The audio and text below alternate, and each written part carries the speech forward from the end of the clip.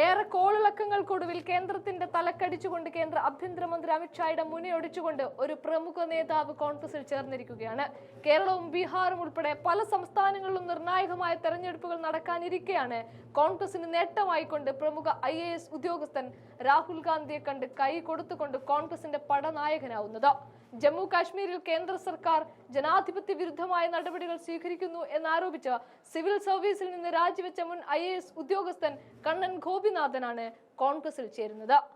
AICC സംഘടനാ ചുമതലയുള്ള general secretary KC വേണുഗോപാലാണ് party അംഗത്വം നൽകി കൂടെ കൂട്ടുന്നത്. 2012 ബാച്ച് IAS ഉദ്യോഗസ്ഥനായിരുന്നു കണ്ണൻ. കോട്ടയം കൂരോപ്പട സ്വദേശി കൂടിയാണ്. രാജിവെച്ചതിനു ശേഷം രാജ്യത്ത് നടന്ന CAA വിരുദ്ധ പ്രക്ഷോഭങ്ങളിലും മറ്റു ജനകീയ സമരങ്ങളിലും കണ്ണൻ സജീവമായിരുന്നു. അന്നേറെ കോളിളക്കങ്ങളും കണ്ണന്റെ വിവാദങ്ങളും ഉണ്ടായിരുന്നു. കണ്ണൻ ഗോപിനാഥൻ രാജിവെച്ച് ഒരു മാസത്തിനു ശേഷം മറ്റൊരു IAS ഉദ്യോഗസ്ഥനായ ശശികാന്ത് സെന്തിലും സർവീസിൽ നിന്ന് രാജിവെച്ചതും ഏറെ ശ്രദ്ധേയമായിരുന്നു. ജമ്മു കാശ്മീരിലെ ആർട്ടിക്കിൾ 370 റദ്ദാക്കിയതിൽ പ്രതിഷേധിച്ചാണ് ശശികാന്ത് സെന്തിൽ രാജിവെച്ചത്.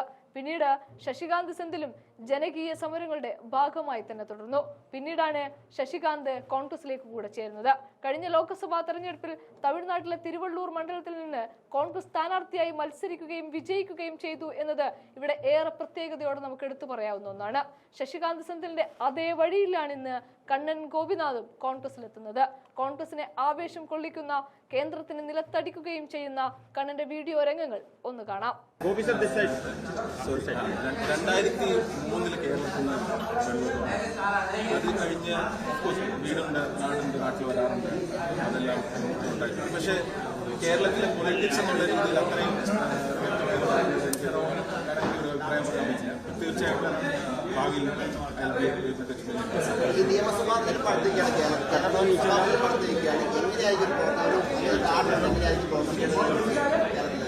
ഞാൻ ജോയിൻ ചെയ്തത് ഒരു KPCC അങ്ങനല്ല. ഞാൻ ജോയിൻ ചെയ്തത് ഇവിടെ സെൻട്രൽ ലീഡർഷിപ്പിന്റെ ദേശത്ത് എവിടെയാണെങ്കിലും തെരഞ്ഞെടുപ്പ് അല്ലാതെ സംഘടനാപരമായ പ്രവർത്തനങ്ങളാണോ അത് എന്നെ കൊണ്ടാവുന്ന പോലെ പ്രവർത്തിക്കാൻ പറ്റുന്ന പ്രവർത്തിക്കാനുള്ളതാണ് എന്റെ ഉദ്ദേശം. അത്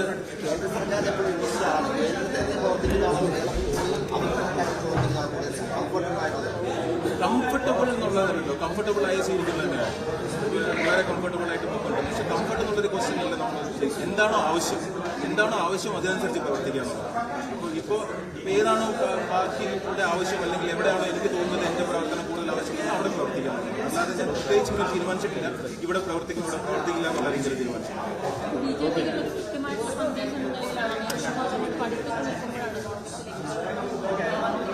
അയ്യോ, അങ്ങനെ BJPക്കെതിരെയുള്ള ഒരു സന്ദേശം എന്നുള്ളതിലുപരി ഇന്ത്യയിലെ എന്നോട് സംസാരിക്കുന്നു, അല്ലെങ്കിൽ ഞാൻ പറയുന്നത് കേൾക്കുന്നു, അല്ലെങ്കിൽ അങ്ങനെ ഒരു സംഭാഷണം ഉണ്ടാകുന്ന ജനങ്ങൾക്ക് അവരോടുള്ള ഒരു സന്ദേശമാണ്. അവരെന്നോട് ചോദിക്കുന്നുണ്ടായിരുന്നു എന്താണ് ഒരു തീരുമാനം എടുക്കാത്തത്, എന്താണ് വൈ ആർ യു നോവേ എന്നുള്ളൊരു തീരുമാനം. അതിൽ എനിക്കൊരു ക്ലാരിറ്റി കിട്ടി എന്നുള്ളൊരു സന്ദേശമാണ്. എങ്ങനെ രാജ്യം മുന്നോട്ട് പോകണം എന്നുള്ളതാണ്. അല്ലാതെ ആരെ എതിർക്കണം, ആരെ തോൽപ്പിക്കണം എന്നുള്ളതിലുപരി രാജ്യം മുന്നോട്ട് പോകണം, ജനങ്ങൾ ജയിക്കണം എന്നുള്ള സന്ദേശമാണ്.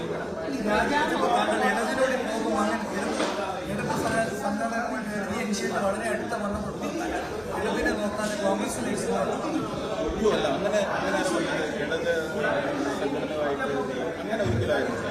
ഞാൻ പറഞ്ഞില്ല, ഞാൻ കേരളത്തിൽ നിന്ന് 12ാം ക്ലാസ് കഴിഞ്ഞ് ഇറങ്ങിയ ഒരു വ്യക്തിയാണ്.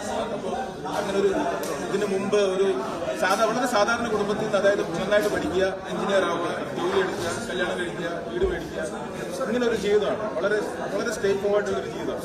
ആ ജീവിതത്തിന്റെ ഇടയിൽ ഇവിടെ വന്ന് നോയിഡയിൽ വർക്ക് ചെയ്തുകൊണ്ടിരുന്നപ്പോഴാണ് കുട്ടികളെ പഠിപ്പിക്കാൻ തുടങ്ങുന്നത്. പിന്നെ അങ്ങനെ വൈഫ് പറയുന്നത് നമുക്കൊരു സിസ്റ്റത്തിനകത്ത് കയറി എന്തെങ്കിലും മാറ്റങ്ങൾ വരുത്തണം എന്ന് പറയുന്നത് അങ്ങനെ UPSC പ്രിപ്പയർ ചെയ്യാൻ തുടങ്ങി. അതല്ലാതെ ഒരു പൊളിറ്റിക്കലി ചാർജ് ഐഡിയോളജിക്കൽ ബാക്ക്ഗ്രൗണ്ടിൽ നിന്നൊരു അങ്ങനെ വരുന്നൊരു വ്യക്തിയല്ല. എന്റെ പൊളിറ്റിക്കൽ ഐഡിയോളജി എന്റെ ജീവിതത്തിൽ കൂടെ എന്റെ അനുഭവം കൂടി ഇവോൾവ് ആയതാണ്. അല്ലാതെ നേരത്തെ എനിക്ക് പറഞ്ഞു തന്നൊരു കാര്യം വെച്ച് വരുന്നതല്ല.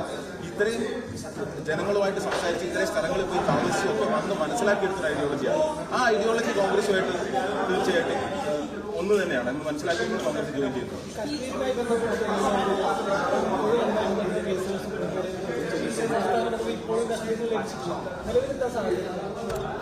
ഇല്ല, ഞാൻ മനസ്സിലാക്കുന്നത് ആ സമയത്ത് മാസങ്ങളോളം ഒരു പ്രദേശത്തെ എല്ലാ രീതിയിലും അടച്ചുപൂട്ടി വെക്കുക എന്നുള്ളത് നമ്മൾ ഒരിക്കലും ഒരു ജനാധിപത്യ രാജ്യത്തിനെ സംബന്ധിച്ചിടത്തോളം അംഗീകരിക്കാൻ പറ്റാത്ത കാര്യമാണ്. അതിനനുസരിച്ചുള്ള ഒരു ശബ്ദം അന്ന് ഉയർന്നില്ല എന്നുള്ളത് എനിക്ക് എന്തും വിഷമം തരുന്നത്. അതുകൊണ്ട് തന്നെ ഇനി ഇങ്ങനെ ഒരു പ്രശ്നം വന്നാൽ അറ്റ്ലീസ്റ്റ് അത് ഒരു സംഘടനാപരമായിട്ടോ അല്ലെങ്കിൽ ഒരു വ്യക്തി എന്നുള്ള രീതിയിലോ വളരെ അധികം ശബ്ദത്തോടു കൂടി തന്നെ ഉയർത്താൻ പറ്റും എന്നുള്ള ഇത് മനസ്സിലാക്കാം. ഒരു നിയമസഭാ കോൺഗ്രസ് മത്സരിക്കാൻ പറയുകയാണെങ്കിൽ ഇല്ല, ഇത് ഹൈപ്പോത്തറ്റിക്കലല്ല, വളരെ ഹൈപ്പോത്തറ്റിക്കലായിട്ടുള്ള ചോദ്യമാണ്. ഇവിടെ മത്സരിക്കാൻ പറ്റും, ബീഹാറിൽ മത്സരിക്കാൻ പറ്റും, ബീഹാറിൽ മത്സരിച്ചേക്കും. അതിൽ കേരളത്തിനെക്കാളും ഇപ്പം അടുത്ത് നിൽക്കുന്നല്ലേ ബീഹാർ? ഇല്ല, അങ്ങനല്ല, നിഷേധിക്കുക അതൊക്കെ വളരെ ഹൈപ്പോത്തറ്റിക്കലാണ്.